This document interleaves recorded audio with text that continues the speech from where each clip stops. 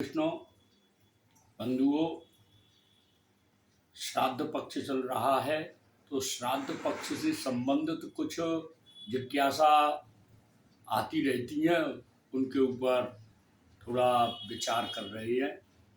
सबसे पहले तो हम ये विचार कर रहे हैं कि इस पितृपक्ष का प्रारंभ पूर्णिमा से होता है अथवा पड़वा से।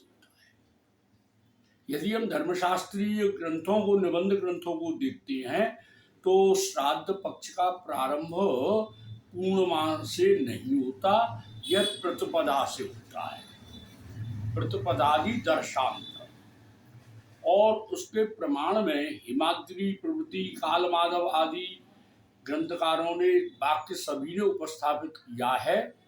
यत्र कन्या ब्रजेत रवि सपक्षः सकलो ज्ञेयः। सपक्षः एक वचन है, पूरा पक्ष, सपक्ष वह पक्ष, केवल वही जो है एक पितृपक्ष में समाहित है।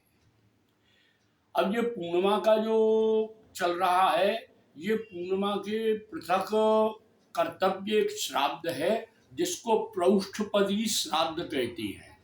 प्रौष्ठपदी माने भाद्रपदी पूर्णिमा। तो इसका एक अलग नियम है उस दिन श्राद्ध करने का। वो होता था, करते थे पूर्व, अब वो जाने कैसे उसमें पूर्णिमा समाहित हो गई है। अन्यथा प्रतिपदा से मावस तक है।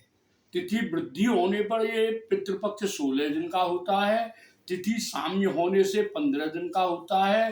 तिथि क्षय होने पर 14 दिन का भी कभी कभी होता है। और इसलिए पूर्णिमा का श्राद्ध जिसकी मृत तिथि है उसको द्वादशी या अमावस वाले दिन करने का नियम है। और किसी परिस्थिति वश यदि हम श्राद्ध नहीं कर पाते हैं इस महालय पक्ष में, तो इस महालय पक्ष का, पितृपक्ष का गौर काल है आश्विन शुक्ल पंचमी पर्यंत, अर्थात नवरात्रियों की पंचमी।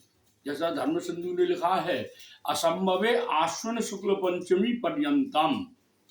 और आगे भी कहा है कि इसमें भी कोई ऐसी स्थिति बन जाए, असंभव हो जाए, तो तत्र असंभवे यावत वृश्चिक दर्शनम, जब तक वृश्चिक की संक्रांति आएगी, माने संपूर्ण कार्तिक मास आ गया, उतनी अवधि में, माने जिसका कोई परिस्थिति बस यदि श्राद्ध यहाँ नहीं कर पाए महालय में पितृपक्ष में, तो वो आश्विन शुक्ल पंचमी तक करें। और पंचमी तक भी असंभव हो तो संपूर्ण तुला की संक्रांति में, किंतु वहाँ एक प्रतिबंध शास्त्र में ये कहा है, उसमें किसी भी तिथि में नहीं हो सकता। उसमें द्वादशी हो, अमावास्या हो, व्यतिपात योग हो, महानक्षत्र हो, इनमें जो अपनी अनुकूलता जिसमें बन रही हो उनमें करें। जय श्री कृष्ण।